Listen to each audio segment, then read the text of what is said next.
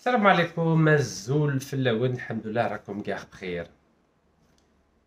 Aujourd'hui, vous savez, c'est 18 octobre 2025. Il s'est passé quelque chose de très grave dans la vie politique algérienne. Le 18 octobre 1970, à 3 reprises, je me suis rendu à un hôtel en Allemagne, à Francfort, pour commémorer un grand homme, un grand Algérien, un grand homme politique. C'est le signataire des accords d'Évian du 18-19 mars 1962.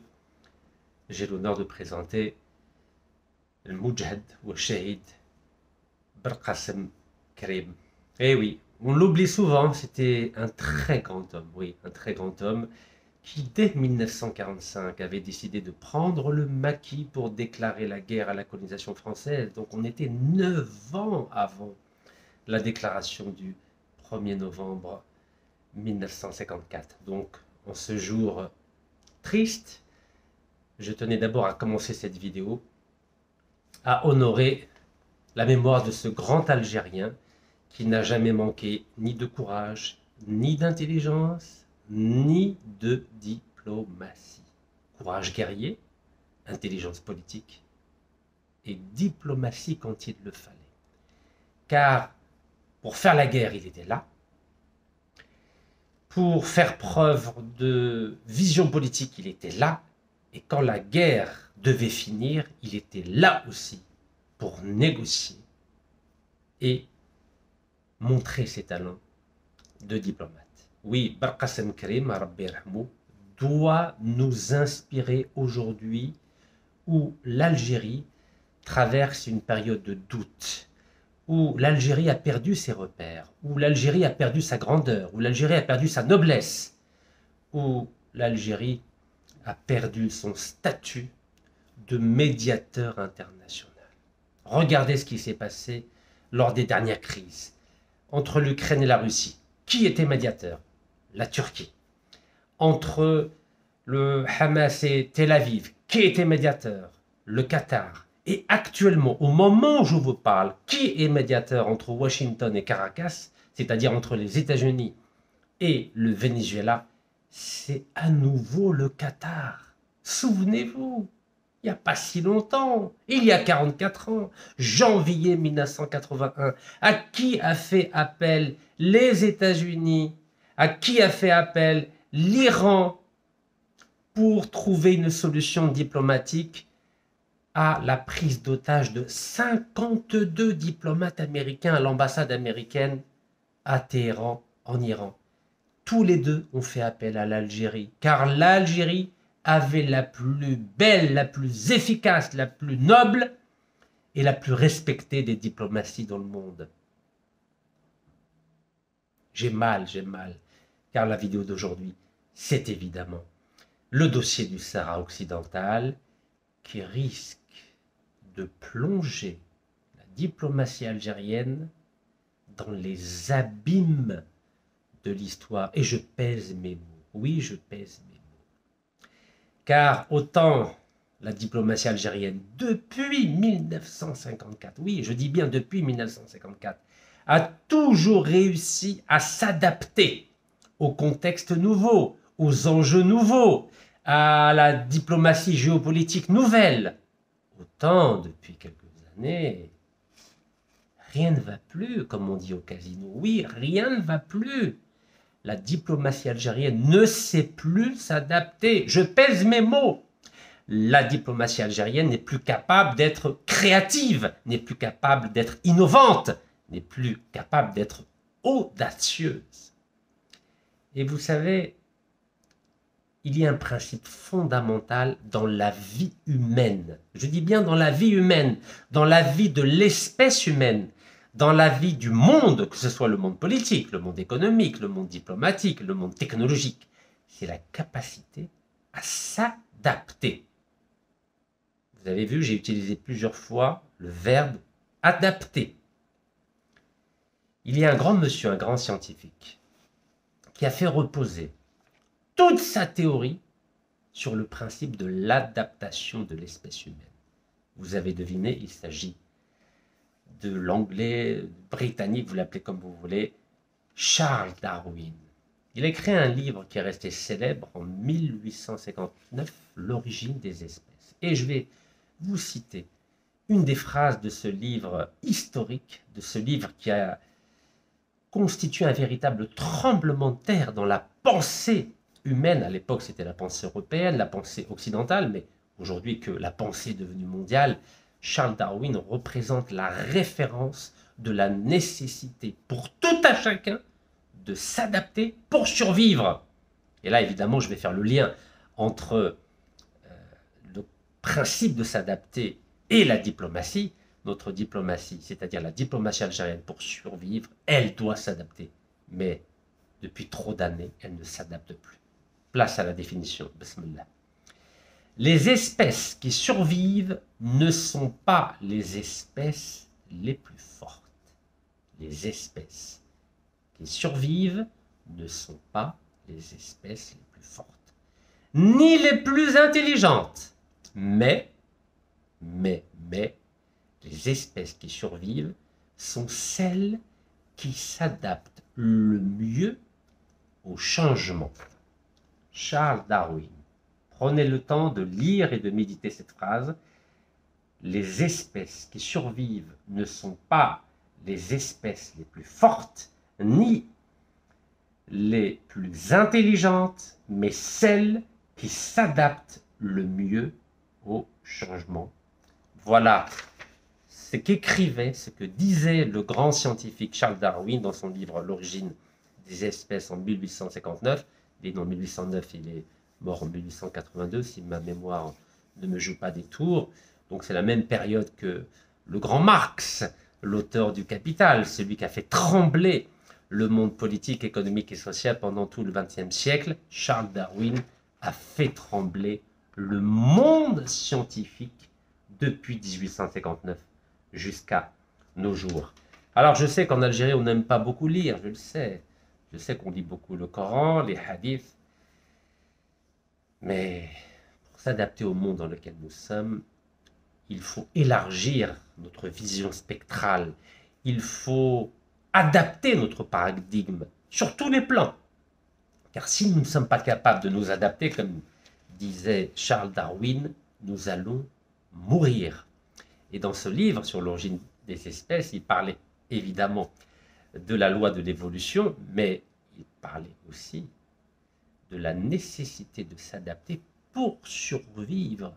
Les espèces qui durent sont celles qui s'adaptent, car si elles ne s'adaptent pas, elles meurent. Et malheureusement aujourd'hui, ce que nous constatons, c'est l'incapacité de la diplomatie algérienne à la tête de laquelle il y a un monsieur qui est gentil, sympathique, mais médiocre, incompétent et inefficace. Vous avez deviné de qui je parle, il s'agit de M. Ahmed Attaf, qui est pourtant de ma région, mais je vous ai toujours dit, je ne suis pas un djihaoui.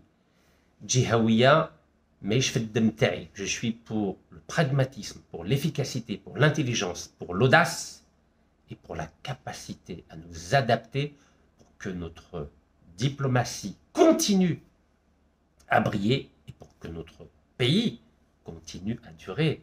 Car vous savez, il y a des pays qui ont disparu de la scène mondiale. Regardez la Yougoslavie, vous vous en souvenez, elle était dirigée d'une main de fer pendant des années par le maréchal Tito. Il a suffi qu'il meure. Et qu'est-il arrivé dans les années 90 à la Yougoslavie? Elle a été divisée suite à des guerres civiles. Et aujourd'hui, elle est l'ombre d'elle-même. Elle n'existe plus. La Croatie, la Serbie, le Kosovo, le Monténégro, la Macédoine. Vous avez compris, nul n'est à l'abri du cancer de la division. Car quand on ne sait pas s'adapter, on meurt. La Yougoslavie n'a pas réussi à s'adapter, elle est morte. Des peuples n'ont pas réussi à s'adapter, je parle des peuples indiens d'Amérique, ils ont été détruits. Ils ont été décimés par des peuples qui étaient capables de s'adapter, qui étaient des barbares. C'était le peuple européen, mais ce peuple européen a toujours su s'adapter jusqu'à ce jour, car aujourd'hui, qui est le chef d'orchestre du monde sur tous les plans, sur le plan politique, diplomatique, militaire, nucléaire, technologique, c'est le peuple européen, c'est le peuple occidental. Donc revenons au sujet du jour, c'est-à-dire le Sahara occidental, un thème, un dossier qui tient à cœur l'Algérie, la diplomatie algérienne et le peuple algérien, car quelque part on se reconnaît dans la volonté du peuple sahraoui d'avoir son autonomie, d'avoir son indépendance, de la même façon qu'on se reconnaît dans la volonté du peuple palestinien d'être libre, d'être indépendant et de faire partie de la famille du Moyen-Orient ou de l'Afrique du Nord avec laquelle il a des affinités religieuses, des affinités spirituelles, des affinités linguistiques, des affinités historiques. Aujourd'hui, si j'ai décidé de vous parler de la diplomatie du Sahara occidental, c'est parce qu'il s'est passé quelque chose de nouveau, de très important et de très inquiétant. Oui, très inquiétant. Et cette tragédie que nous allons voir avec nos propres yeux, avec notre propre intelligence et notre propre cœur, va se dérouler à l'ONU. Vous savez qu'à l'ONU, l'Algérie, depuis le 1er janvier 2024 jusqu'au 31 décembre 2025, fait partie du Conseil de sécurité des Nations Unies en tant que membre non permanent. Alors, je précise pour les personnes qui ne le savent pas, le Conseil de sécurité, c'est la boîte noire de l'ONU. C'est au Conseil de sécurité où toutes les grandes décisions se prennent.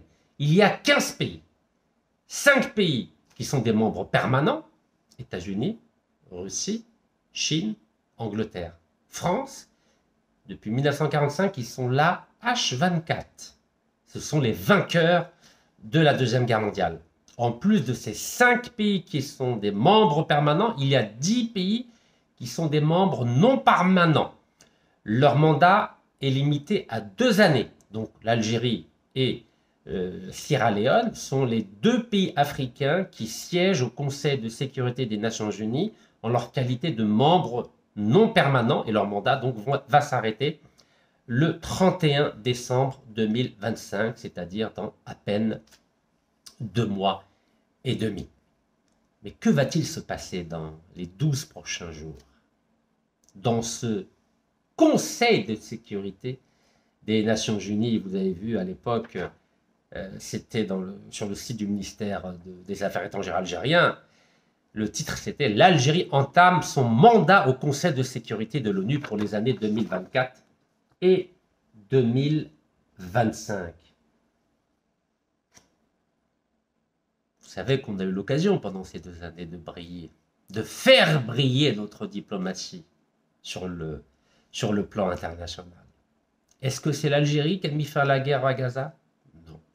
Est-ce que c'est l'Algérie qui a essayé d'être médiatrice entre l'Ukraine et la Russie? Non. Est-ce que l'Algérie a gagné des points pour faire triompher les droits du peuple sahraoui au Conseil de sécurité? Non. C'est tout le contraire qui s'est passé. Oui, tout le contraire qui s'est passé. Regardez pour la Palestine. Pour la Palestine, c'est à l'initiative de la France et de l'Arabie Saoudite qu'une résolution a été votée au niveau de l'Assemblée générale des Nations Unies pour reconnaître une déclaration, pour signer une déclaration à 2 États, l'État d'Israël et l'État de Palestine. L'Algérie a été totalement absente des débats. Oui, je dis bien totalement absente. Cette déclaration de New York, donc préparée par la France et par l'Arabie Saoudite, a été approuvée à 142 voix et ensuite la France a reconnu l'État de Palestine, la France membre permanent des Nations Unies, la Grande-Bretagne membre permanent des Nations Unies a elle aussi reconnu l'État de Palestine, suivi par le Canada, suivi par l'Australie, suivi par la Belgique, suivi par le Portugal, et aujourd'hui c'est 160 pays sur 193 à peu près qui reconnaissent l'État de Palestine. Sur ces 160 pays, il y a 4 membres permanents. Je vous ai dit tout à l'heure, le Conseil de sécurité, c'est la boîte noire des Nations Unies. Donc 4 membres permanents du Conseil de sécurité reconnaissent l'État de Palestine. Russie, Chine, France, Grande-Bretagne. Il ne manque plus que les États-Unis et enfin, il y aura un État de Palestine. Est-ce que l'Algérie, est-ce que la diplomatie algérienne a œuvré pendant ces 2 années où pourtant elle est à New York, elle est au Conseil de sécurité des Nations Unies? Est-ce que la diplomatie algérienne a réussi à convaincre le président Trump ou son secrétaire d'État aux Affaires étrangères, Marco Rubio? Est-ce que vous avez vu une photo, une rencontre, un débat entre le ministre des Affaires étrangères et le président Trump ou son ministre des Affaires étrangères? Non. Donc vous imaginez la déflagration de la diplomatie algérienne. Nous sommes au Conseil de sécurité des Nations Unies jusqu'au 31 décembre 2025 et nous n'avons même pas été capables d'avoir une photo, un entretien avec les décideurs américains qui sont à côté. Goudam el-Beb, comme on dit chez nous. C'est une tristesse surtout quand on voit que l'Algérie a été le premier pays à reconnaître l'État de Palestine. À l'époque, il y avait un grand président, Feu Chadi Ben Jadid. Et c'était à Alger que l'État de Palestine avait été proclamé suite à la réunion du Conseil national palestinien à Alger en novembre 1988. Et c'est tout naturellement que l'Algérie, qui abritait ce Conseil national palestinien, a été la première puissance à reconnaître l'État de Palestine. Mais sur la photo finale, nous ne sommes pas présents. Pourquoi entre 88 et 2025, il y a un tel décalage? On était aux premières loges de ce marathon pour la reconnaissance de l'État de Palestine en 1988. Et en 2025, nous sommes absents. Nous sommes invisibles. Nous sommes des figurants. Nous sommes des remplaçants. À qui la faute? Ce n'est pas la faute au président de la République. C'est Abdelmajid Tebboune. Vous avez vu l'exploit qu'il a réalisé en octobre 2022. J'étais en prison, à la prison de Schleuf. Un de ces 4 séjours carcéraux que j'ai passés dans notre beau pays. Et j'ai pu regarder à la télévision algérienne l'exploit diplomatique du président algérien Abdelmajid Tebboune, qui avait réussi, une année avant l'attentat terroriste du Hamas du 7 octobre, qui reste un mouvement de résistance, il avait réussi à réunir à Alger, comme en 1988, les 14 mouvements palestiniens, les 14 factions palestiniennes qui s'entretuaient, qui s'entredivisaient, qui se détestaient. Oui, c'est à Alger qu'en octobre 2022, le président Abdelmajid Tebboune a réuni les 14 mouvements palestiniens et il avait été décidé que dans les 6 mois, il y aurait eu des nouvelles élections en Palestine, à Gaza et en Cisjordanie. Mais malheureusement, le Hamas avait d'autres calculs dans la tête. Il a préféré faire cavalier seul en organisant cet attentat terroriste du 7 octobre 2023, c'est-à-dire un an après la réunion d'Alger, qui a coûté la mort à 70 000 Palestiniens, réduit à la famine 2,5 millions de Palestiniens. Et on a vu pendant ces 2 années 250 000 Palestiniens être expulsés de leur maison à cause de la folie, je dis bien de la folie du Hamas, qui n'a pas respecté son engagement signé devant le président algérien Abdelmajid Tebboune à Alger en octobre 2022.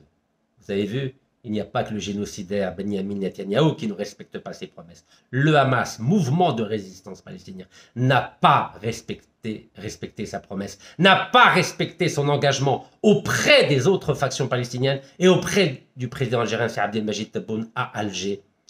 Un engagement qui lui a été fatal en ce sens où il ne l'a pas respecté le 7 octobre 2023, car aujourd'hui Gaza est un champ de ruines.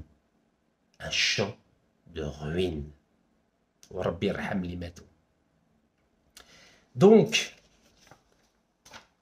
le fait que nous ne soyons pas acteurs de l'aventure politique palestinienne à cause de diplomates médiocres, il faut le dire. Nous avons des diplomates gentils, sympathiques, fraternels, mais sur le plan des résultats, d'une totale inefficacité. Regardez, nous sommes au Conseil de sécurité des Nations Unies et nous n'avons pas pu empêcher que ce Conseil de sécurité des Nations Unies vote des sanctions contre l'Iran à cause de son programme nucléaire. Et pourtant, les derniers événements géopolitiques de la région nous ont démontré avec le plus grand éclat que sans puissance nucléaire, nous ne pesons rien, nous ne représentons rien et nos États respectifs, nos peuples respectifs ne sont pas en sécurité tant que nous n'aurons pas la dissuasion nucléaire. Mais l'Algérie a été inefficace. Pourquoi elle a été inefficace? Car elle est seule, et vous connaissez la formule, avec une seule main on ne peut pas applaudir. Et l'Algérie est en train de découvrir, la diplomatie algérienne est en train de découvrir, depuis qu'elle est au Conseil de sécurité des Nations Unies en tant que membre non permanent, que seule elle ne pourra rien faire. Oui, je dis bien, elle ne pourra rien faire. Absolument rien faire. Donc autant nous n'avons pas été présents pour accompagner les Palestiniens et les hommes politiques et femmes politiques palestiniennes jusqu'à la création officielle reconnue internationalement de l'État de Palestine, autant nous risquons de vivre la même tragédie au sujet de l'autre dossier qui tient à cœur la diplomatie algérienne, c'est-à-dire le Sahara occidental qui est à nos frontières. Oui, à nos frontières.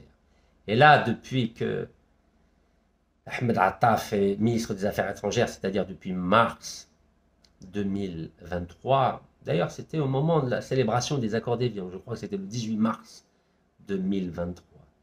Combien d'échecs n'a-t-il pas enregistré? Que s'est-il passé?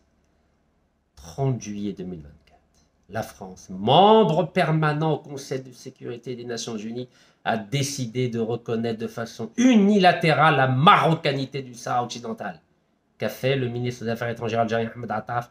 Absolument rien, si ce n'est rappeler à la maison, oui, rappeler à la maison, retirer l'ambassadeur d'Algérie à Paris, réduisant en cela 5 millions d'Algériens vivant en France au statut de orphelins.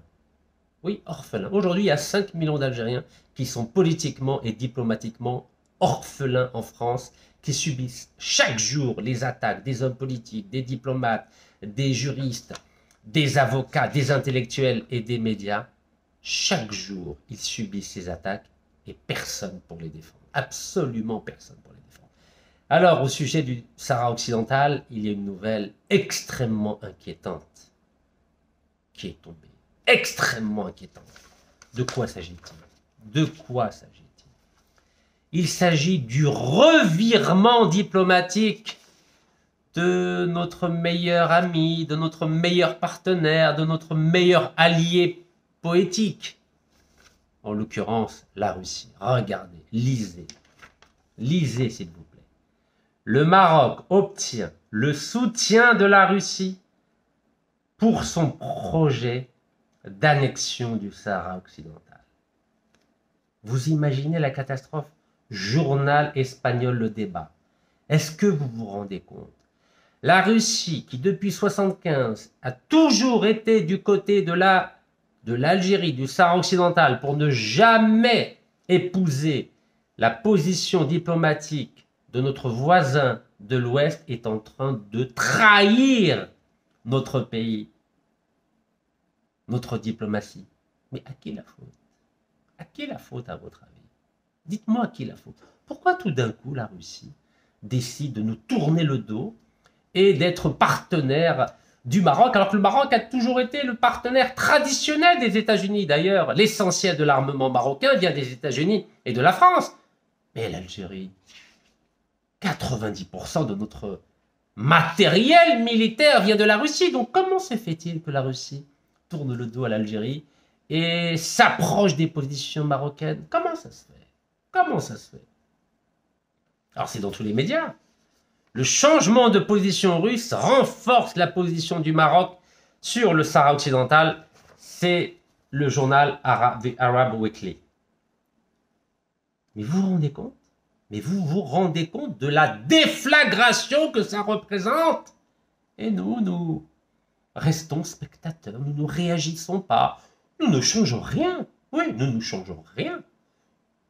Ne changeons surtout pas notre position. Ne changeons surtout pas les hommes qui animent notre diplomatie face au désastre. Oui, face au désastre. Car la Russie, qu'est-ce qu'elle est en train de faire? Elle suit le mouvement. La France, le 30 juillet 2024, a reconnu la marocanité du Sahara occidental. Ensuite, en juin dernier, c'est l'Angleterre qui a reconnu la marocanité du Sahara occidental. Les États-Unis avaient déjà reconnu la marocanité du Sahara occidental en 2020 lors du premier mandat de Donald Trump, et il a renouvelé le soutien au projet d'autonomie du Sahara occidental présenté par le Maroc. Sitôt a-t-il été réélu il y a quelques mois. Donc ça fait les États-Unis, la France, l'Angleterre et maintenant la Russie. 4. Il ne reste plus que la Chine et c'est cuit. Et c'est cuit pour l'Algérie et c'est cuit pour le Sahara occidental. Et nous, on ne bouge pas. Restons de marbre. Ah, on n'a pas retenu la leçon de Charles Darwin. Qu'a dit Charles Darwin? Je vais vous le répéter. Les espèces qui survivent ne sont pas les espèces les plus fortes ni les plus intelligentes, mais celles qui s'adaptent le mieux au changement. Vous trouvez que la diplomatie algérienne, en tant qu'espèce diplomatique, s'adapte le mieux au changement? On n'est pas les plus forts, on n'est pas les plus intelligents, mais au moins, nous avons le devoir impérieux de nous adapter au changement. Charles Darwin nous l'a appris. Ça fait bientôt 2 siècles, en 1859. Mais nous, non. On ne touche à rien. Alors, de quoi s'agit-il? Allons-y. C'est le fameux ministre des Affaires étrangères russe, M. Lavrov. Il est ministre des Affaires étrangères depuis 2004, c'est-à-dire depuis 21 ans. Et avant cela, il était il était ambassadeur de la Russie aux Nations Unies entre 1994 et 2004. Donc, depuis 1994, il tient les rênes de la diplomatie russe. Vous imaginez? Ça fait 31 ans. 31 ans qu'il est au plus haut niveau de la diplomatie russe. Quand on compare avec notre ministre des Affaires étrangères, M. Ahmed Attaf, qui était au chômage pendant 19 ans entre 2004 et 2023, alors que vous savez que depuis 2004, M. Lavrov était ministre des Affaires étrangères. Je vais vous montrer le visage de M. Lavrov, parce que je sais qu'on a eu des petits problèmes sur la précédente vidéo, où tout d'un coup, le son s'est arrêté. Je ne sais pas pourquoi. En tout cas, j'ai vérifié techniquement, je n'ai pas de problème à mon niveau. Donc, je vais vous montrer le grand M. Lavrov. Car il faut quand même s'interroger sur ce qui ne va pas. Si on fait semblant de dire que tout va bien, bah, on va droit dans le mur. Voilà, M. Lavrov. Depuis 2004, il est ministre des Affaires étrangères. Mais notre ministre des Affaires étrangères algérien, depuis 2004, il était au chômage. Oui, chômage. De 2004 à 2023, il était au chômage. Bon, il a essayé de faire un peu de politique avec le parti de Ali Benflis. Mais n'oubliez pas que pendant que le ministre des Affaires étrangères russe nouait des contacts internationaux avec tous les pays du monde, notre ministre des Affaires étrangères donc était au chômage. Et n'oubliez pas qu'il était un des fondateurs du RND avec Ahmed Ouiahia. Incroyable. Il était avec Ahmed Ouiahia, qui est en prison aujourd'hui pour corruption. Mais il a fondé le parti, le RND, avec lui. C'est un des cofondateurs. Ahmed Attaf, les gens l'ont oublié, mais moi je n'ai pas oublié. C'était un des fondateurs du parti du RND. Et il était même le président du groupe parlementaire du RND à l'APN. Donc, c'est ses amis, les RND, les corrompus. Mais oui, ce sont ses amis, Ahmed Attaf.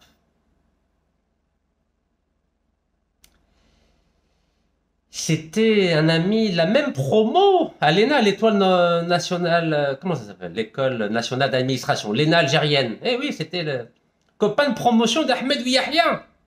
C'est pour ça qu'il est têtu, c'est pour ça qu'il est obtus, c'est pour ça qu'il ne s'adapte pas. Il n'arrive pas à s'adapter. L'Arabe, il n'arrive pas à s'adapter. Alors que nos amis russes, nos partenaires russes, nos alliés russes, eux s'adaptent. Nous, non, on ne s'adapte pas. Alors, voyons ce qu'a dit M. Lavrov. Les remarques de Lavrov indiquent que Moscou a fait un pas en avant vers la reconnaissance du plan d'autonomie marocain après des années de soutien au référendum d'autodétermination. Ça fait mal, non? Comment ça se fait que les Russes changent de position? Pourquoi notre partenaire habituel a décidé de ne plus soutenir le référendum d'autodétermination? Intéressant, non? Pas moi qui le dis, hein. Monsieur Lavrov. C'est un Géorgien, Monsieur Lavrov. Alors, pour ceux qui ne savent pas c'est quoi la Géorgie, vous savez que Staline était géorgien. Staline était géorgien, mes chers compatriotes. C'est des durs, les Russes. Ils sont très très durs, de la même façon que celui qui l'a précédé au ministère des Affaires étrangères, bien avant, hein, au temps de Mikhail Gorbatchev entre 1985 et 1991, Édouard Shevardnadze était géorgien. Et il est devenu, après la disparition de l'Union soviétique, je vous ai dit, les pays peuvent disparaître. Les pays qui n'arrivent pas à s'adapter disparaissent. La Yougoslavie a disparu et l'Union soviétique a disparu. Quand on n'est pas capable de s'adapter, on disparaît. Charles Darwin l'a dit. Ce ne sont pas les espèces les plus fortes ou les plus intelligentes qui survivent. Ce sont les espèces qui s'adaptent le mieux au changement. L'Union soviétique n'a pas réussi à s'adapter au changement. La Yougoslavie n'a pas réussi à s'adapter au changement. C'est pour ça qu'elle a disparu. Donc, Édouard Shevardnadze, qui était un des penseurs de la perestroïka, de la glasnost, c'est-à-dire des réformes de l'Union soviétique, n'a pas réussi dans sa mission de réformer l'Union soviétique. Et aujourd'hui, nous vivons le même problème au niveau de la diplomatie algérienne. Nous n'arrivons pas à nous adapter au nouveau paradigme de la géopolitique mondiale. On n'y arrive pas. Et ce n'est pas avec un homme qui était 19 ans au chômage qu'on va y arriver. Regardez, lisez les communiqués du ministère des Affaires étrangères algérien. On a l'impression que c'est les mêmes que ceux de 75, de 80, de 88, de 2000. C'est les mêmes. Que disent les communiqués du ministère des Affaires étrangères algérien? Ils disent, nous, on fait confiance à l'ONU. Nous respecterons uniquement les résolutions des Nations Unies. Les Nations Unies, c'est qui? C'est qui les Nations Unies? Allez, on fait un petit cours. Les Nations Unies, il y a 5 pays. C'est eux les Nations Unies. Donc si ces 5 pays qui ont le droit de veto, c'est-à-dire qui ont un siège permanent au Conseil de sécurité des Nations Unies, je répète les noms, États-Unis, Russie, Chine, Angleterre, France. Si ces 5 pays sont d'accord, ça devient une résolution du Conseil de sécurité des Nations Unies. Mais là, vous avez compris, j'espère. Pour l'instant, il y a 4 pays qui approuvent le plan d'autonomie marocain en Sahara occidental. Il suffit que la Chine soit neutre, je dis bien soit neutre, et ça fait 5. Et donc, ça devient une résolution du Conseil de sécurité des Nations Unies. Donc, si ces 5 pays, dont 4 sont favorables pour l'instant, États-Unis, France, Angleterre, Russie et Chine neutre. Si ces 5 pays sont d'accord, ça devient une résolution du Conseil de sécurité des Nations Unies. Et l'Algérie, qui a toujours dit qu'elle respecterait les résolutions des Nations Unies au sujet du Sahara occidental, sera obligée de reconnaître le plan d'autonomie du Maroc au Sahara occidental. Et la boucle sera bouclée. Lisons ce que dit le ministre des Affaires étrangères russe, M. Lavrov, au sujet du Sahara occidental. Selon les observateurs, les propos de Lavrov indiquent que Moscou a fait un pas en avant vers la reconnaissance du plan d'autonomie marocain après avoir soutenu pendant des années un référendum d'autodétermination pour les Sahraouis. Je vous rappelle que le Maroc n'a jamais voulu accepter le principe du référendum, c'est-à-dire poser la question au peuple sahraoui s'il veut l'indépendance, l'autonomie ou rester marocain. Chose qui est de facto le cas depuis la marche de novembre, la marche verte de novembre 1975. Il note que la Russie semble s'aligner sur les grandes puissances qui ont adhéré à l'initiative marocaine, ce qui laisse penser que l'Algérie et le Front Polisario pourraient bientôt faire face à une position plus explicitement pro-marocaine de la part de Moscou. Vous imaginez la claque pour la diplomatie algérienne, la claque pour M. Ahmed Attaf, c'est une terrible claque. Pour la première fois, et là je vous dis c'est une tragédie qui est en train de se dérouler sous nos yeux. Le gouvernement russe a accueilli favorablement la proposition d'autonomie du Maroc, la considérant comme une solution réaliste pour mettre fin à un conflit vieux de plusieurs décennies.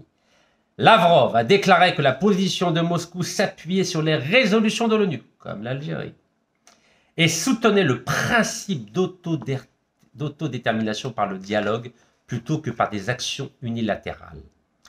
Il a ajouté que le plan marocain pourrait aboutir, si toutes les parties l'approuvaient, sous la supervision de l'ONU. Vous imaginez la claque? La claque pour ceux qui ne savent pas s'adapter, comme les diplomates en charge du dossier du Sahara occidental à Alger. C'est une claque. C'est une claque. Oui, parce qu'on a oublié c'était qui la Russie. Je vous en ai parlé un petit peu, là. L'histoire de Russie ne commence pas en 1917 avec la révolution bolchevique. Vous savez, ils ont eu des grands tyrans, des grands expansionnistes, des grands colonialistes. En l'occurrence, Pierre le Grand, Nicolas Ier. Vous savez, ce n'est pas des enfants de cœur, les Russes.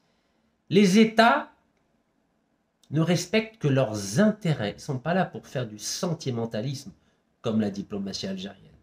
Voilà. On adore faire du sentimentalisme depuis que M. Ahmed Attaf est là. Il n'y a pas de sentimentalisme. Il faut lire un peu l'histoire de la Russie. Alors ceux qui préfèrent les petits livres, que sais-je, 126 pages, je vous recommande celui-ci. Et ceux qui veulent lire 300 pages, je vous recommande celui-ci. Il faut lire l'histoire de Russie. L'histoire de Russie, il n'y a pas de droit international, il n'y a pas de l'ONU, il n'y a pas la Société des Nations. Il y a le matrag et les canons. C'est ça l'histoire de Russie. C'est des massacres, c'est des invasions. Il n'y a pas de droit international dans l'histoire de la Russie. Non, il y a de la barbarie à tous les étages. Mais nous jouons les naïfs, car nous n'avons pas compris que la mondialisation est une dynamique en perpétuel mouvement, en perpétuelle mutation. Et à force de répéter la même chose depuis 1975, le monde est en train d'avancer. La mondialisation diplomatique et géopolitique avance. Elle mute, elle s'adapte, comme disait Charles Darwin. Mais nous, non. Nous, on n'a rien compris. On a cru que tout seul, comme des grands, on est les plus intelligents, les plus forts, les plus audacieux, les plus brillants, alors que dans les faits, nous sommes en train de couler comme l'équipe de football d'Algérie. On n'est même pas capable d'avoir un sélectionneur en mesure de nous qualifier pour la Coupe du Monde. Les 2 dernières fois où nous avons été qualifiés pour la Coupe du Monde, c'est parce qu'il y avait des entraîneurs étrangers. Oui, des entraîneurs étrangers. Rachid Makhloufi, c'était 82, on a été qualifié en octobre 81 pour le mondial espagnol de 82. On avait des grands joueurs, Assad, Rava Madjer, Bellomi. Même au football, on ne sait pas jouer. Même au football, vous imaginez? Vous savez, il y a des liens. Hein, football, donc le sport, diplomatie, politique, économie, éthique, culturelle, intelligence. Regardez la qualité de nos intellectuels aujourd'hui. Elle baisse, elle baisse, elle baisse, elle baisse.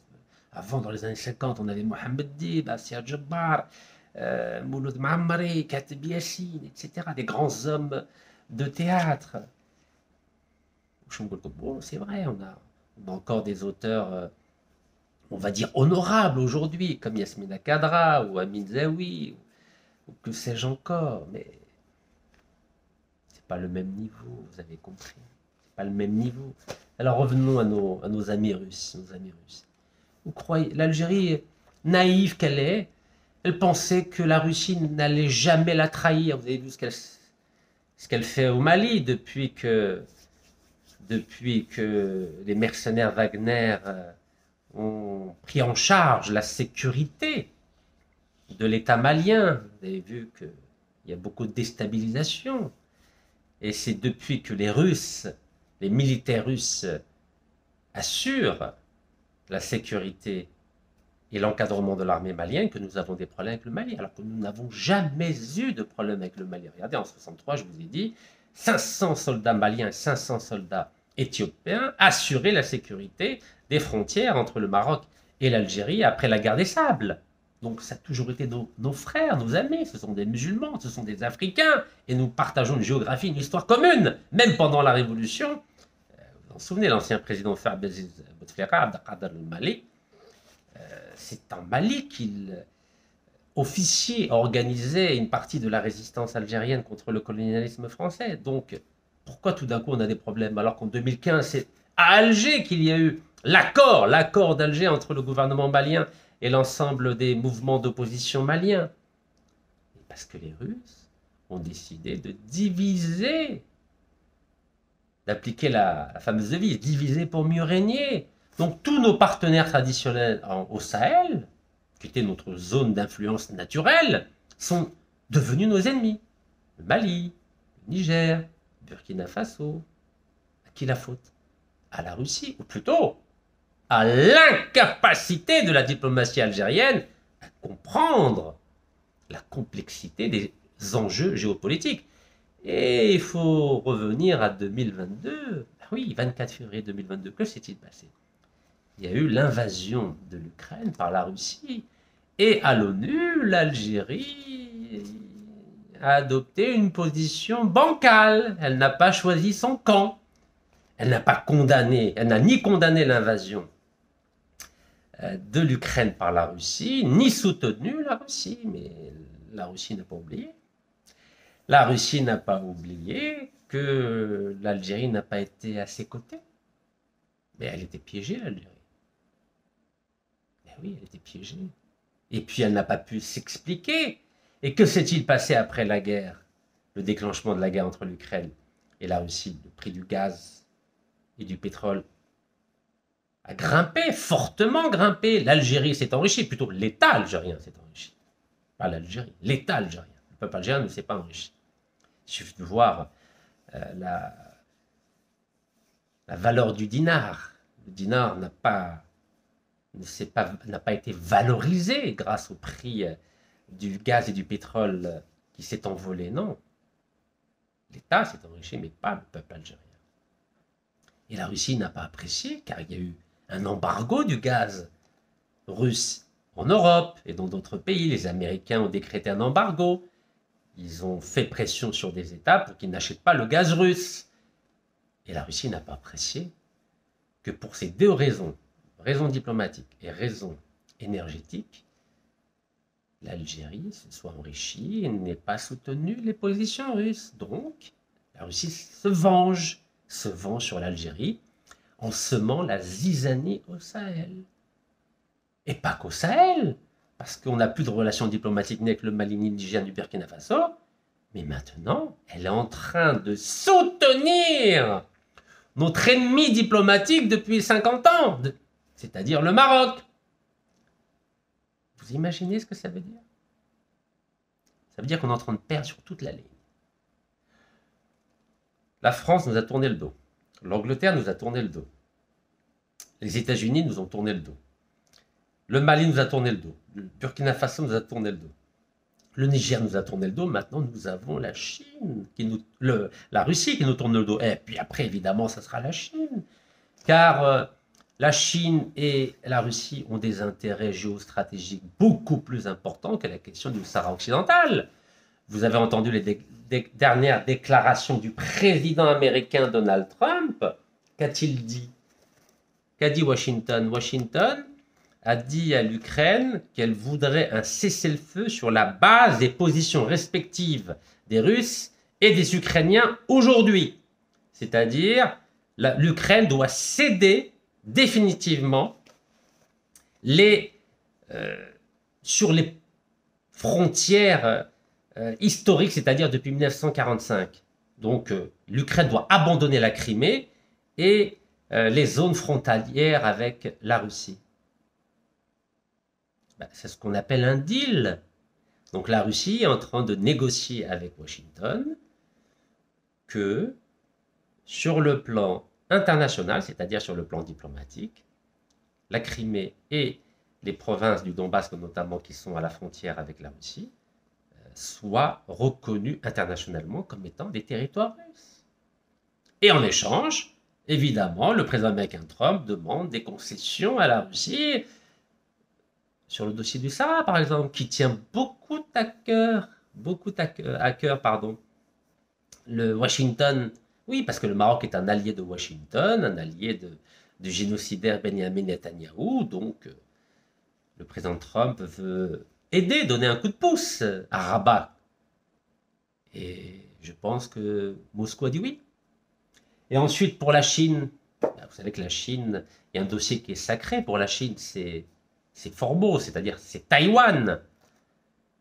Il suffit que Trump trouve un deal avec la Chine au sujet de Taïwan et vous verrez que la Chine ne mettra pas son veto à une résolution du Conseil de sécurité des Nations Unies sur la question de la marocanité du Sahara occidental. Et qui aura perdu? Le Sahara, les Sahraouis auront perdu, et l'Algérie, la diplomatie algérienne aura perdu. Et la faute à qui? La faute à l'absence d'intelligence diplomatique de notre ministre actuel. Oui, M. Ahmed Attaf n'a aucune intelligence diplomatique. C'est un fonctionnaire, c'est un soldat, mais il n'a ni proposition ni rien du tout. Il a wello, nada. Moi, je me demande pourquoi le président de la République le maintient à son poste. Déjà, son prédécesseur, Ramtam Ramamra, avait échoué dans le même dossier du Sahara occidental, notamment il a échoué lorsque les États-Unis ont décidé de reconnaître la marocanité du Sahara occidental. Il a échoué lorsque l'Espagne avait décidé, elle aussi, de reconnaître la marocanité du Sahara occidental. Et il a échoué lorsque l'Allemagne avait décidé de reconnaître la marocanité du Sahara occidental. Et Ahmed Attaf a continué dans la série des échecs. La France a reconnu la marocanité du Sahara occidental, l'Angleterre a reconnu la marocanité du Sahara occidental, et maintenant nous avons la Russie qui a deux doigts de reconnaître la marocanité du Sahara occidental. Nous avons des losers à la tête de la diplomatie algérienne. Mais je ne sais pas, peut-être qu'on aime les losers dans notre pays. Les losers, c'est-à-dire Feshlin. Feshlin. Où sont les grands diplomates? Où sont-ils? Feu Sharif Gellal, feu Mohamed Siddiq Ben Yahya, feu Sidi Ahmed Rouzali et d'autres et d'autres et d'autres. Warrakom. On a des losers aujourd'hui, des losers. Alors, la diplomatie algérienne qui fait confiance aux fantômes, regardez, vous vous en souvenez? Il n'y a pas longtemps, hein, regardez. C'était le 21 mai 2025. Le Parlement iranien avait ratifié un partenariat de 20 ans avec la Russie. Mai 2025. Juin 2025. C'est-à-dire un mois après, que s'est-il passé? Tel Aviv a bombardé Téhéran et la Russie n'a absolument rien fait. Rien fait. Et nous achetons 90% de notre armement de M. Poutine. Mais croyez-moi, si nous sommes menacés par Tel Aviv ou par une autre puissance, M. Poutine n'interviendra, mais absolument pas. Absolument pas. Et l'Iran en a fait les frais. Lorsque, au mois de juin dernier, Tel Aviv a bombardé Téhéran. Poutine, il a regardé la télé comme vous et moi. Voilà, il n'a pas bougé. Pourtant, il avait un accord stratégique entre la Russie et l'Iran. Il ne faut pas faire confiance aux Russes. D'ailleurs, à personne, hein, ni aux Russes, ni aux Américains, ni aux Français, ni aux Européens, ni aux Chinois, ni à personne. Vous ne pouvez faire confiance qu'à des pays qui vous ressemblent, avec qui on a des points communs. Écoutez, les Russes sont des chrétiens orthodoxes. Les Américains, majoritairement, ce sont des chrétiens protestants. Les Chinois, ils sont sans religion depuis la révolution communiste de 1949. Les Français et les Européens sont des chrétiens catholiques et protestants. Soyons intelligents. Soyons intelligents. Allons vers ceux qui nous ressemblent, en tout cas avec lesquels on a un peu de points communs. quels que soient leurs défauts par ailleurs. Alors en plus de ça, l'Algérie, qui a décidé pour 2025 d'investir 25 milliards de dollars dans son armée, dans sa défense, et bien sûr dans les 25 milliards, il y a 90% qui vont aller chez M. Poutine, je pense qu'il faut tirer les conséquences du changement diplomatique profond de la Russie à l'égard des dossiers qui comptent pour l'Algérie, que ce soit au Mali, au Sahara occidental ou au Sahel. Parce que vous savez, aujourd'hui, les Russes, ils commencent par le Sahel, le Sahara, mais après, ils vont continuer en Afrique. Vous allez voir. Vous allez voir. Mais M. Ahmed Attaf continue à jouer l'intellectuel. Et oui, donc nous, on va continuer à dépenser de l'argent avec un matériel russe qui, à distance, peut être neutralisé. Vous êtes au courant. Vous savez, les pièces de... Acheter des sous-marins, des avions de combat, etc. C'est de l'électronique, vous savez, à distance, on peut faire off et on. Vous êtes au courant? Bon, je ne sais pas ce que décident nos décideurs, mais en tout cas, je pense qu'ils n'ont pas compris ce qui est en train de se passer, mais l'Union soviétique a disparu, la Yougoslavie a disparu, et qui sera le prochain? Alors, vous savez ce qu'a dit la Stockholm International Peace Research Institute, le SIPRI, c'est un institut de recherche militaire suédois. Il a dit que l'ensemble des pays arabes du Moyen-Orient donc, ont dépensé 243 milliards de dollars en 2024. Bon, pour moitié, en gros, hein, pour les Russes et l'autre moitié, Washington. Voilà, nous, on n'a toujours pas d'industrie.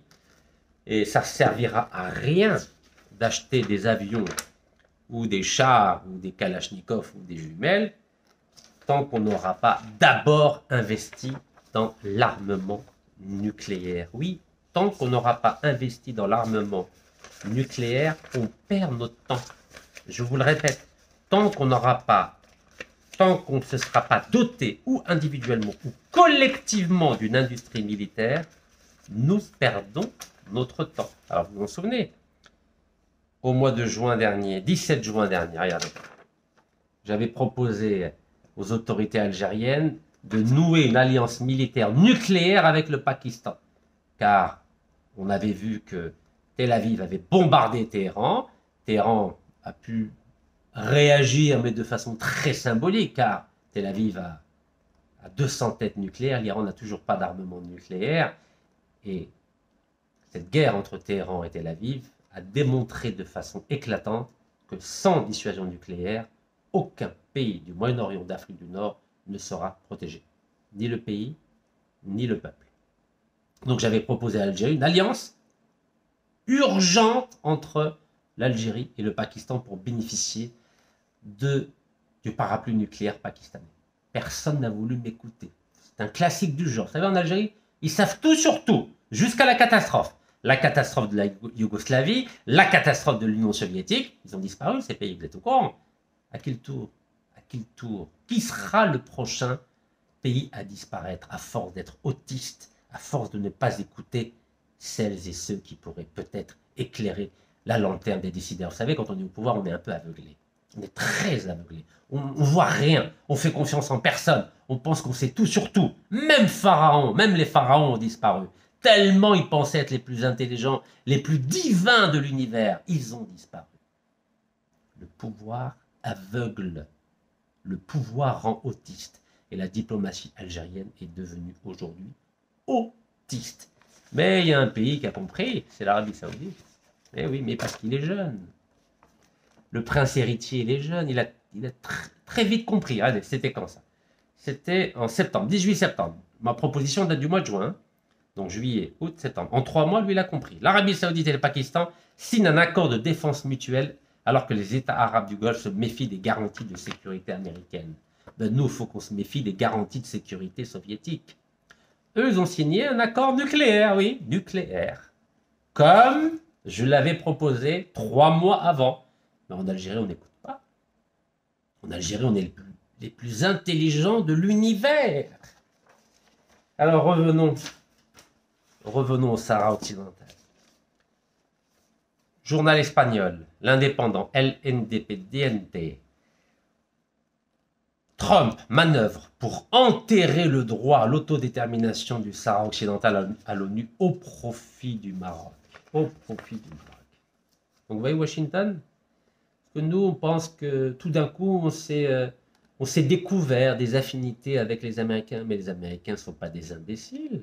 Mais ça fait 63 ans qu'on est alliés, entre guillemets, ou partenaires ou acheteurs de matériel russe.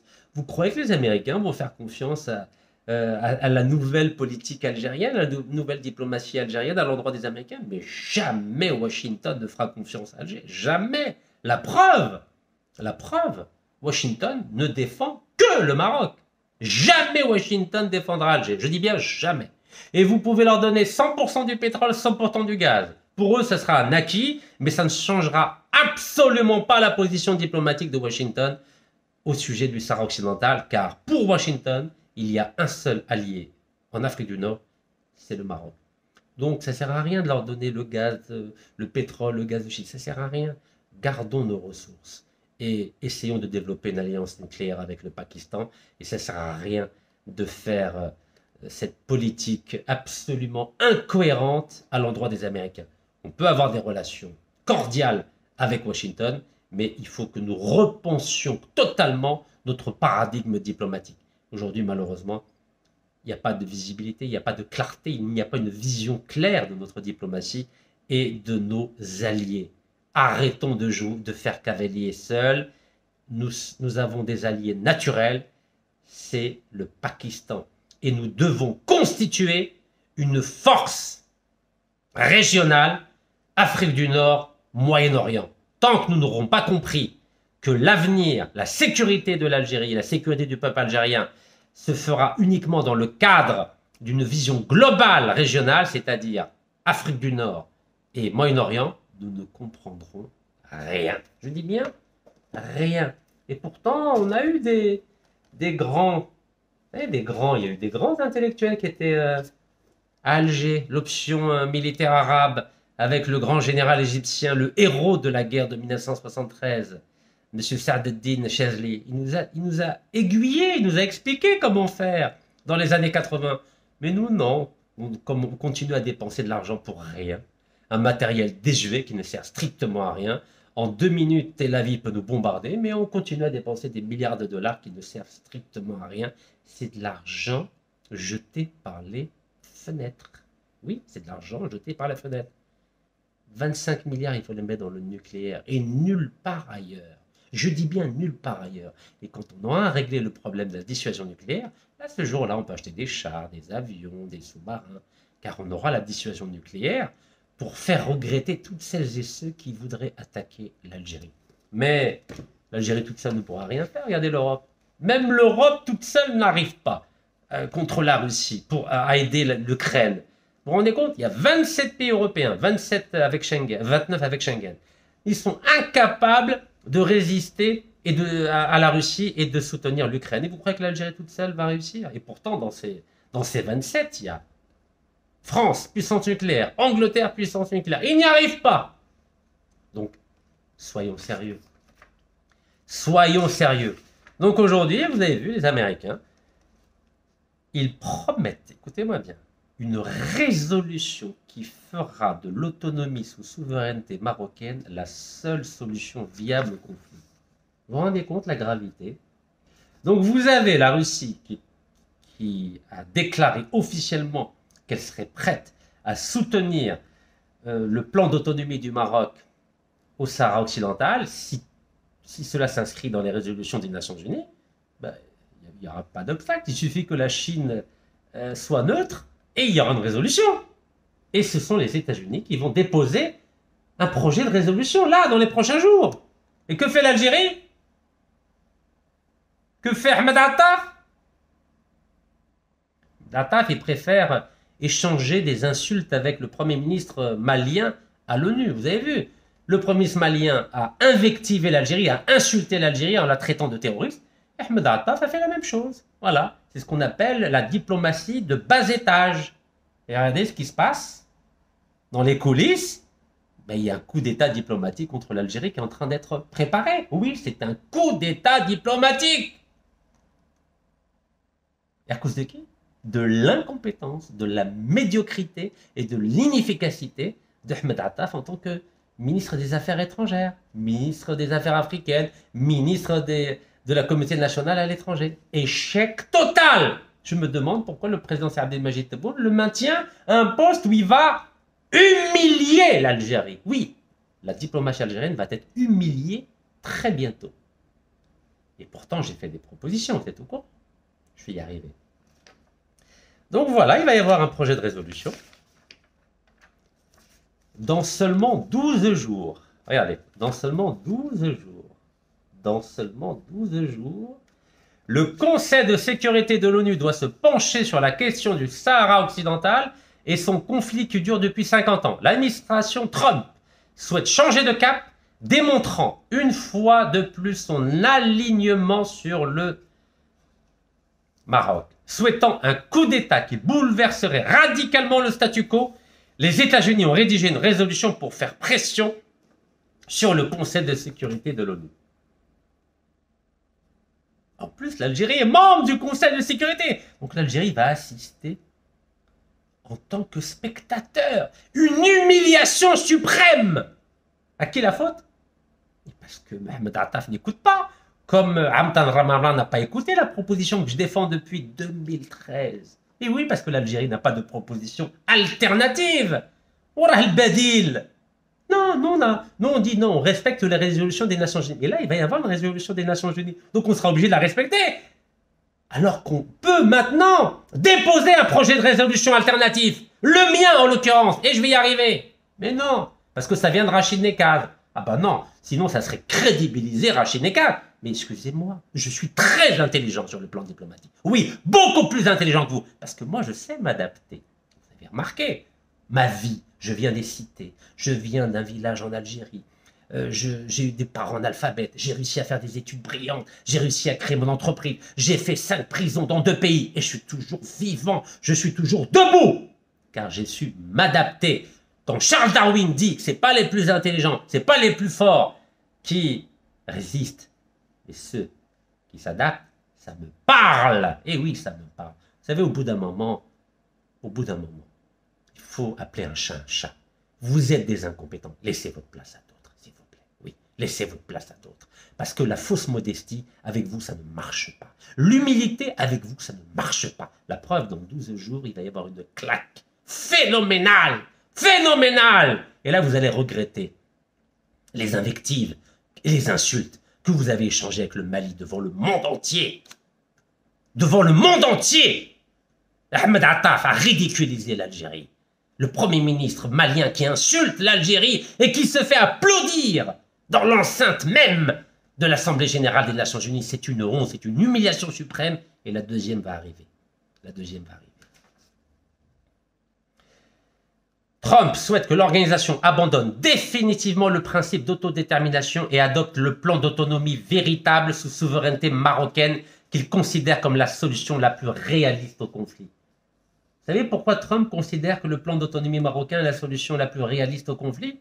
Car l'Algérie n'a jamais voulu proposer une solution alternative. Jamais. Elle s'est toujours cachée derrière les résolutions des Nations Unies. Mais les résolutions des Nations Unies, ça évolue. Ce ne sont jamais les mêmes. Regardez à Gaza. Vous croyez qu'il y a une résolution des Nations Unies? C'est le plan Trump qui a été adopté. Ni ONU, ni rien du tout. Walou.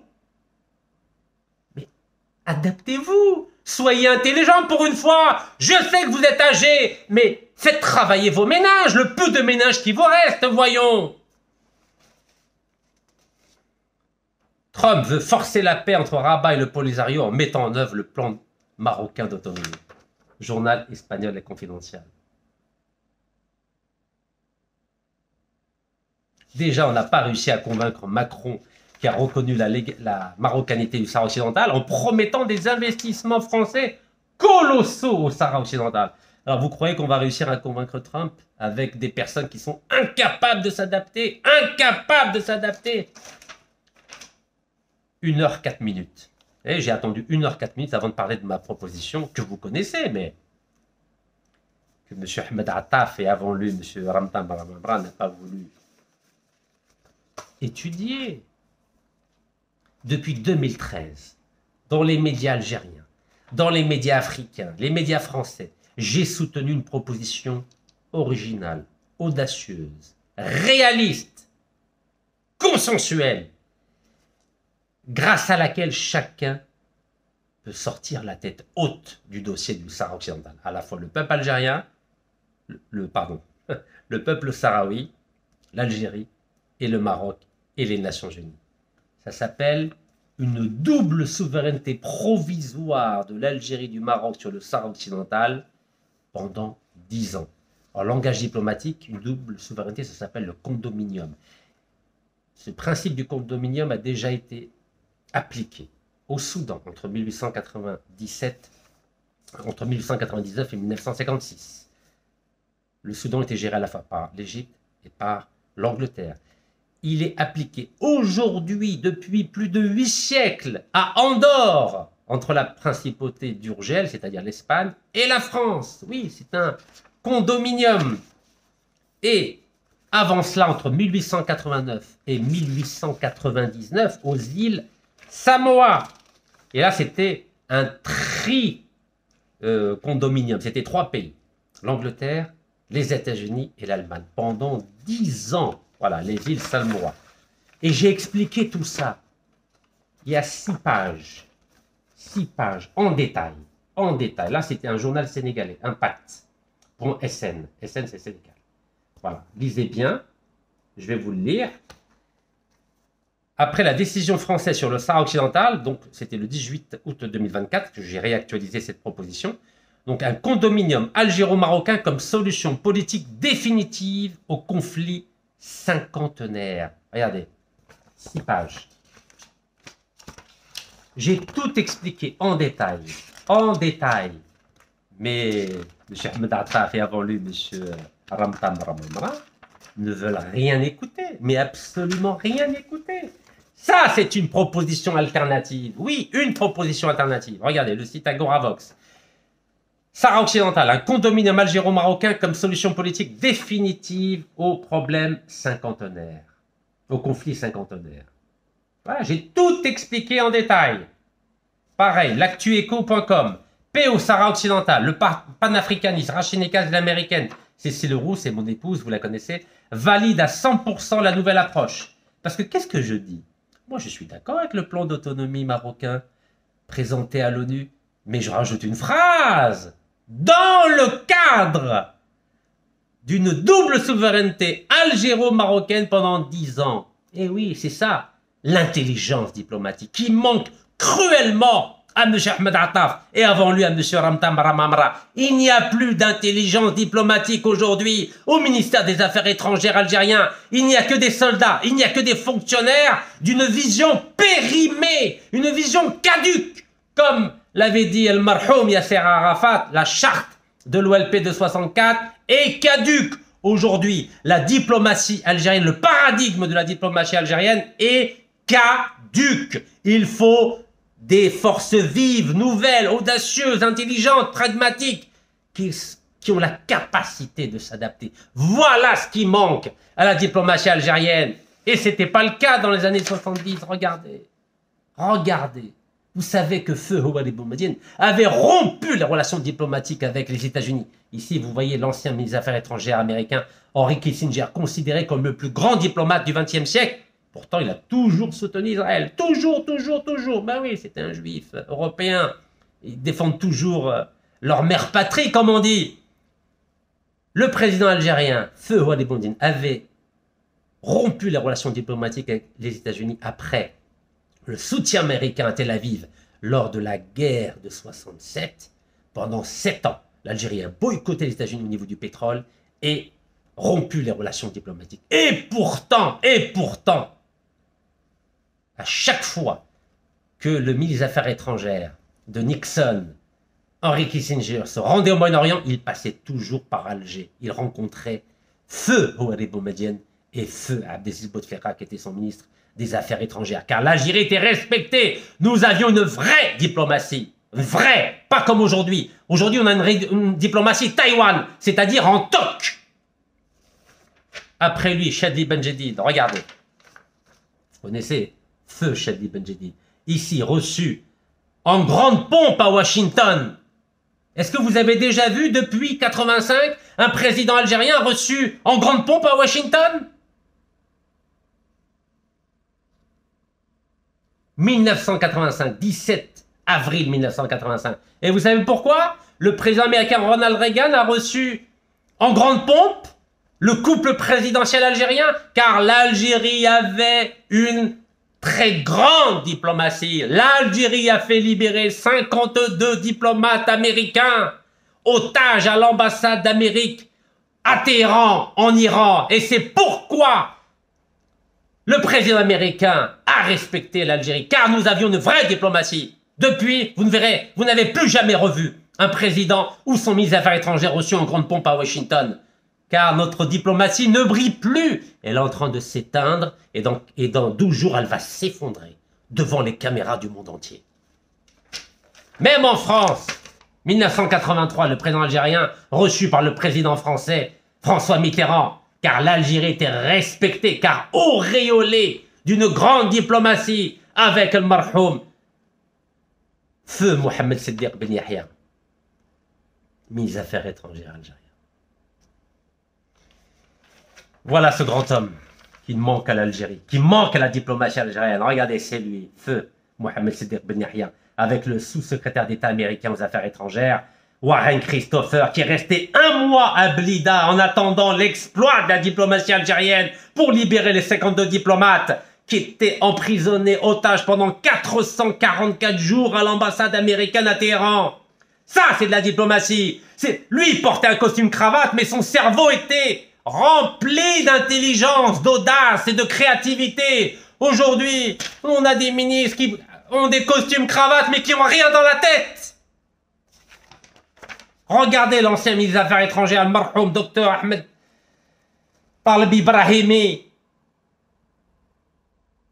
ministre des Affaires étrangères entre 82, 88 et 88. Vous savez ce qui s'est passé à Alger? La création, la proclamation de l'État de Palestine. Ça a été préparé par notre ministre des Affaires étrangères, le marhoum Dr Ahmed Taleb Ibrahimi. Et pourtant, ces notes diplomatiques qui réunissent l'ensemble des discours de le marhoum Dr Taleb Ahmed Ibrahimi ont été préfacés par Ahmed Attaf, mais apparemment il ne comprend rien. Vous croyez que le docteur Ahmed Taleb Ibrahimi a insulté le Mali à l'ONU? Regardez, préfacé par Ahmed Attaf. Vous vous rendez compte? Il préface un livre avec des discours magnifiques, riches en noblesse, en finesse, en diplomatie, et nous insulte avec un discours d'invective contre le Mali devant les caméras du monde entier. C'est l'humiliation suprême. La foire d'Alger. Vous avez vu la foire d'Alger début septembre? Magnifique foire d'Alger, magnifique discours du président algérien. Combien de présidents étaient présents? Combien de présidents africains? Regardez. On les compte sur les doigts d'une main.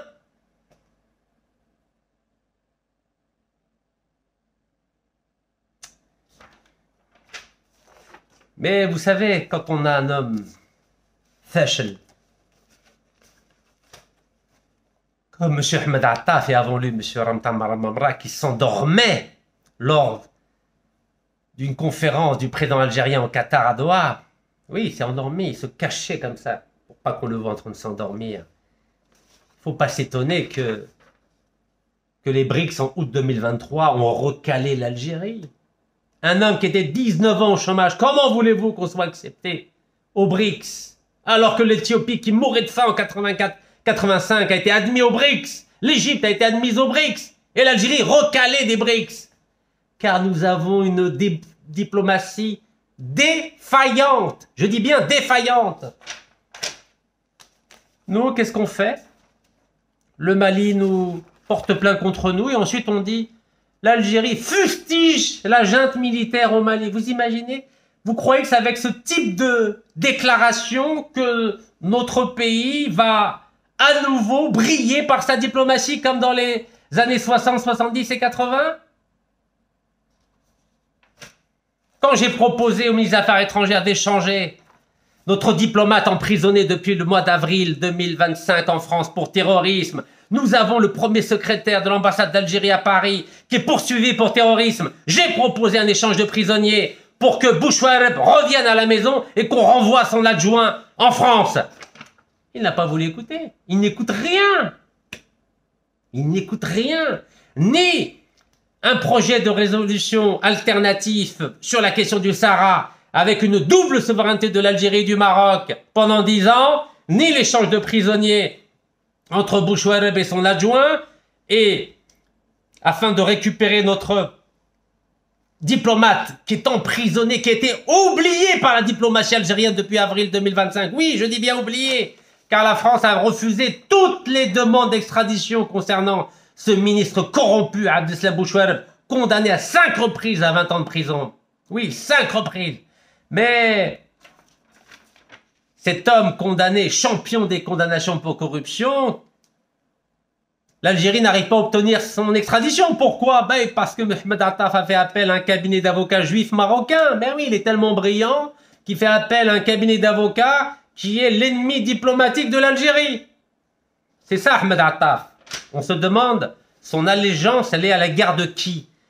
Est-ce qu'elle est à l'égard de l'Algérie ou à l'égard des lobbies juifs marocains en France? C'est une question qu'il faut se poser, car quand on fait appel à un cabinet juif marocain pour demander l'extradition d'un homme extrêmement corrompu, il faut s'interroger. Vous vous rendez compte, depuis qu'Ahmed Attaf, on a un mandat d'arrêt international contre un diplomate algérien qui était premier secrétaire à l'ambassade d'Algérie à Paris? Vous imaginez la dégradation de l'image de l'Algérie? Alors que l'Algérie était respectée. Regardez, le couple présidentiel aux États-Unis, le couple présidentiel algérien, Feu Chadli Benjedid et sa magnifique épouse, la grande Halima, originaire de Mazouna pour la petite histoire, là où est née ma maman. Il y avait de la classe, il y avait de l'élégance, il y avait des gens qui travaillaient, il y avait des grands diplomates algériens. Et aujourd'hui, nos diplomates sont poursuivis pour terrorisme. À cause de qui? À cause d'Ahmed Attaf. Oui, Ahmed Attaf, il est doué pour faire des communiqués, pour régler ses comptes avec le Mali. Ah oui, oui. Ça, pour provoquer le Mali, il est fort. Hein. Donc le Mali a dit qu'il avait porté plainte le 4 septembre. Ahmed Attaf, de façon absolument, mais sans tact, a dit non, non, non, le Mali n'a pas porté plainte. Ah oui, il n'a pas porté plainte. Ouais, il n'avait pas porté plainte. Mais ça se dit pas ça quand on est diplomate. Et juste après, il a porté plainte. Et la Cour internationale de justice a confirmé la plainte du Mali. Tout ça à cause du fait que M. Ahmed Attaf n'a pas fait tourner 7 fois sa langue avant de s'exprimer. Car il n'a aucun talent diplomatique.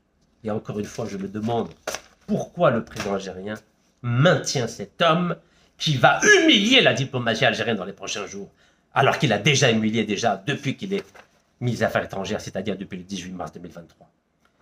Avec Ahmed Attaf, l'Algérie est classée 34e avec le Mali au niveau de son passeport. Regardez, on est classé 34e à ex-aequo avec le Mali. Notre passeport est classé 34e sur 55 pays africains. Voilà le classement réel de la diplomatie algérienne.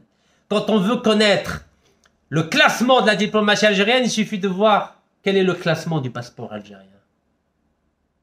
On est 34e en Afrique. Vous imaginez, le plus grand pays d'Afrique est classé 34e en Afrique. Avec Ahmed Attaf, on est considéré comme des délinquants par l'Espagne. Regardez le journal espagnol Le Débat. Le parquet, c'est-à-dire le ministère de la Justice espagnol, dénonce les problèmes que posent le Maroc et l'Algérie en matière d'expulsion des immigrés. L'Algérie, Ahmed Attaf, il dit, moi je refuse d'admettre dans notre pays, c'est-à-dire l'Algérie, des Algériens qui ont des problèmes avec la justice espagnole. Mais quand on est algérien, il faut prendre mlih ou donner, comme on dit chez nous, le bien et le mal. Ça reste des Algériens.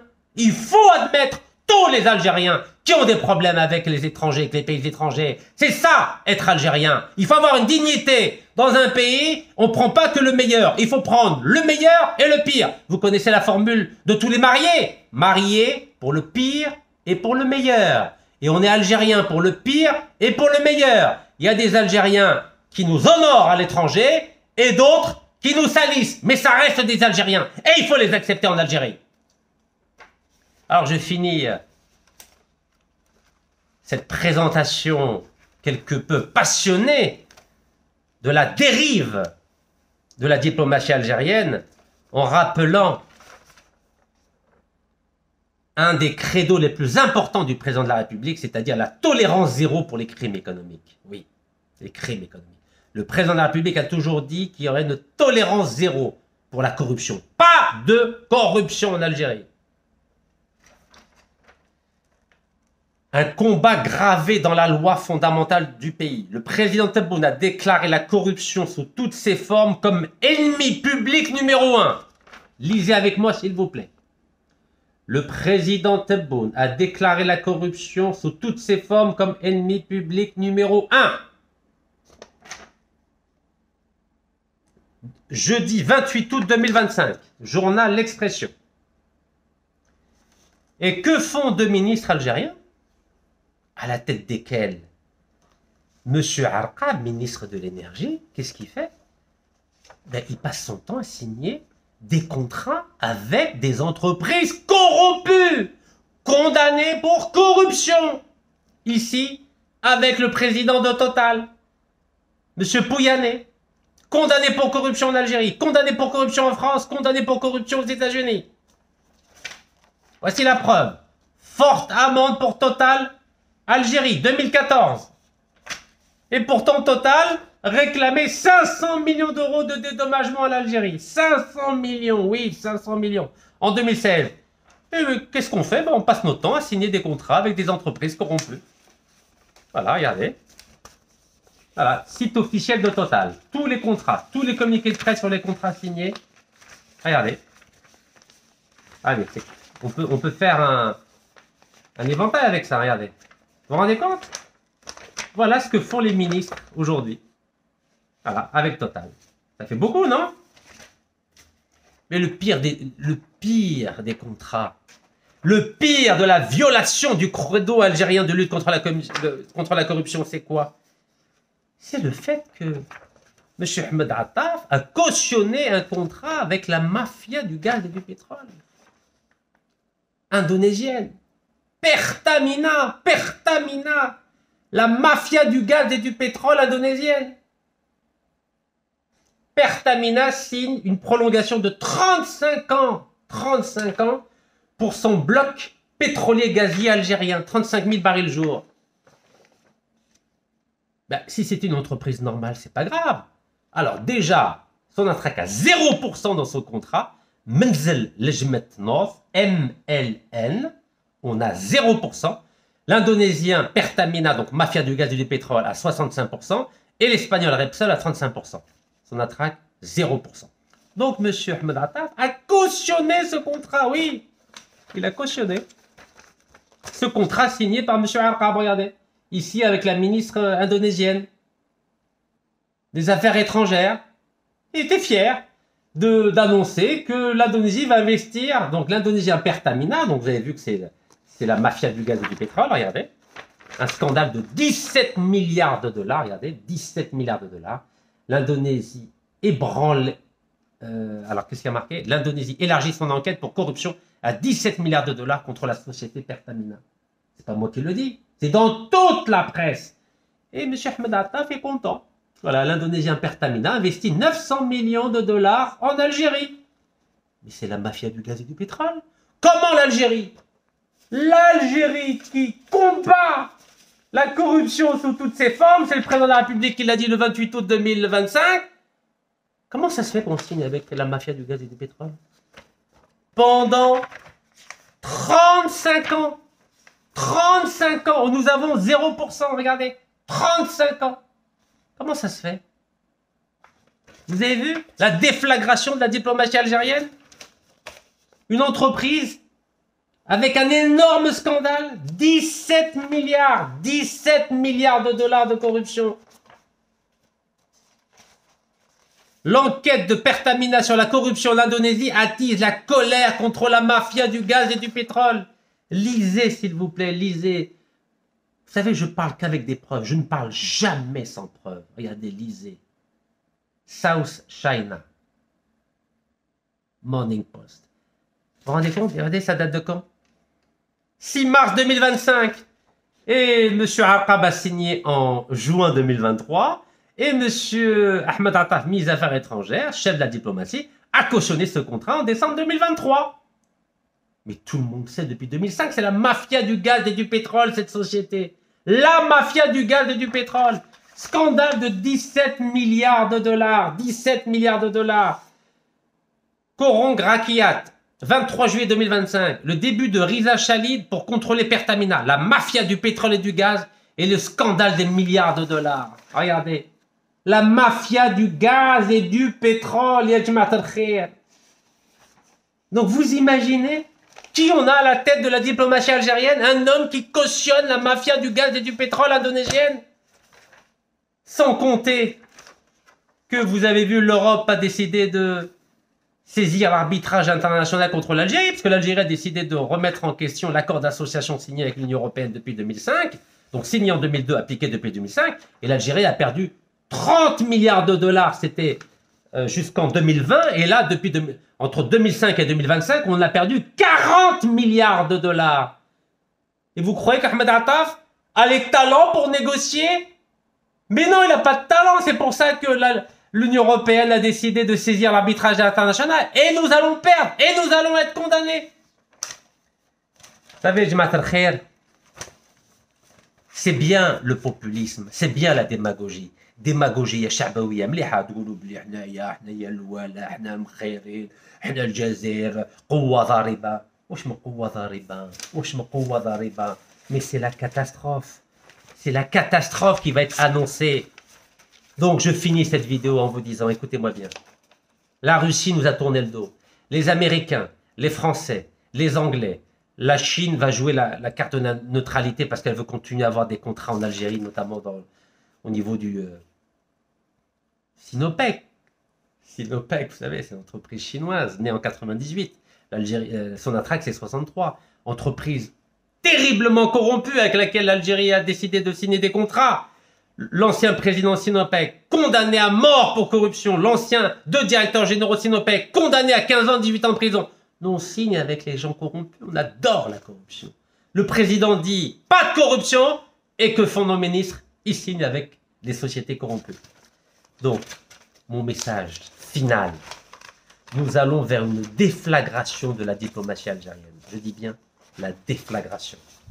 Depuis 2013, j'ai proposé, au sujet de la question du Sahara occidental, une idée originale, réaliste, viable, pragmatique.